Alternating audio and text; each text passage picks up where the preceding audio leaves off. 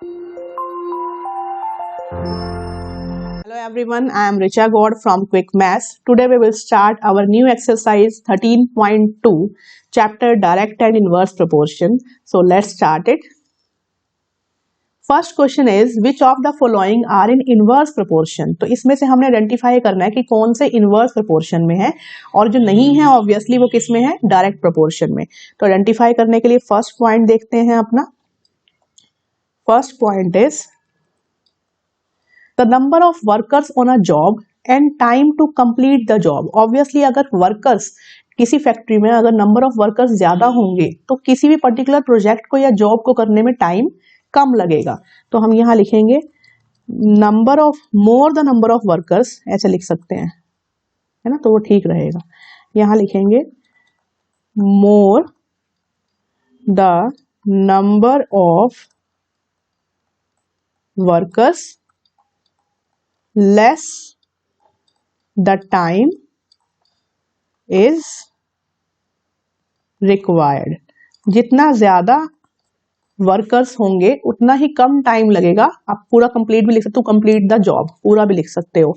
तो इसका मतलब क्या है कि वर्कर्स बढ़ रहे हैं, टाइम कम लग रहा है, तो हम बोलेंगे ये कौन सा केस है, इनवर्स का। तो एक बढ़ रहा है और एक घट रहा है, तो क्या केस हो गया, इनवर्स प्रोपोर्शन, ये हो गया। अब करेंगे सेकंड केस। सेकंड है the time taken for a journey and distance travelled in uniform speed. सबसे पहले इस बात को पकड़ना है, यूनिफॉर्म स्पीड का मतलब मैंने स्पीड अगर 40 पे हम गाड़ी चला रहे हैं तो 40 पे ही चला रहे हैं, और अगर 40 पे गाड़ी चल रही है टाइम बढ़ता रहेगा, डिस्टेंस जो ट्रेवल होगा वो भी बढ़ता रहेगा। तो इसलिए स्पीड अगर यूनिफॉर्म है तो डिस्टेंस बाय टाइम की रेशियो जो है वो भी यूनिफॉर्म रहेगी। मतलब ये स्पीड कांस्टेंट है तो ये रेशियो भी कांस्टेंट ही बढ़ेगी। तो हम बोलेंगे डिस्टेंस एंड टाइम। अच्छा, इसको हम इलेबोरेट करके भी लिख सकते हैं, कैसे, मोर द टाइम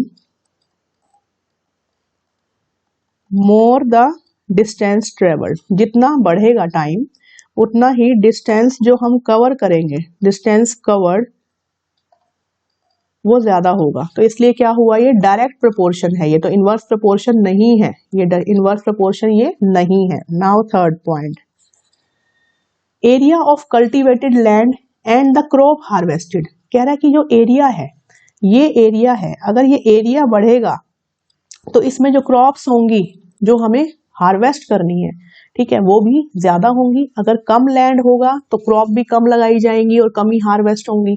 बड़ा लैंड होगा, एरिया बढ़ जाएगा तो क्रॉप भी बढ़ जाएंगी। इसका मतलब एरिया के साथ साथ क्रॉप बढ़ेंगी। तो मोर द एरिया आप लिख सकते हो, यहाँ भी मोर द एरिया, पूरा भी लिख सकते हो, यहाँ स्पेस नहीं है इसलिए मैं लिख रही थी, आप पूरा लिख सकते हो। More the area of cultivated land पूरा लिख सकते हो, more the area of land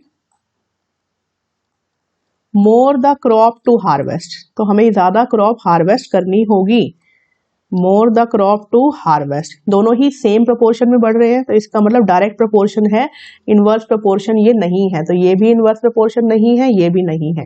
अब करते हैं fourth part, time taken for a fix journey. देखिए फिक्स जर्नी का मतलब ये होता है डिस्टेंस फिक्स है, and the speed of the vehicle. अब हमने किसके बीच में निकालना है, टाइम में और स्पीड में। जब डिस्टेंस एक फिक्स है, मान लो कि हमने 10 किलोमीटर कवर करने हैं, ठीक है, घर से हम चले और 10 किलोमीटर कवर करने हैं, डिस्टेंस फिक्स है, 10 किलोमीटर के बाद एक स्पॉट है, तो ऑब्वियसली मैं स्पीड बढ़ाऊंगी तो टाइम कम लगेगा, और अगर स्पीड कम करूंगी तो टाइम ज्यादा लगेगा। इसका मतलब इस केस में हम क्या बोलेंगे कि स्पीड, इसमें हम बोल सकते हैं, ये रब कर देते हैं,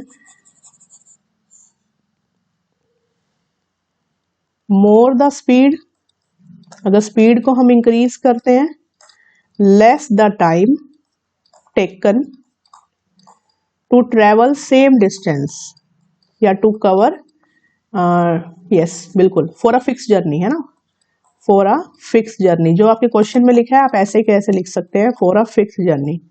इसका मतलब दोनों का रिलेशन क्या हुआ, इनवर्स। तो ये है हमारा इनवर्स, ये भी था इनवर्स, तो टिक वाले कौन से हैं, inverse. Now next fifth, the population of a country and area of land पर पर्सन। ऑब्वियसली अगर एक लैंड का एरिया फिक्स है, सपोज ये रहा, यहाँ पॉपुलेशन बढ़ जाएगी तो एक पर्सन के लिए जो एरिया है वो कम रह जाएगा, एरिया आपके पास है, पॉपुलेशन बढ़ती जा रही है, जितनी पॉपुलेशन बढ़ती जा रही है उतना पर्सन्स के लिए एरिया कम बचता जा रहा है। तो हम बोलेंगे यहां मोर द पॉपुलेशन,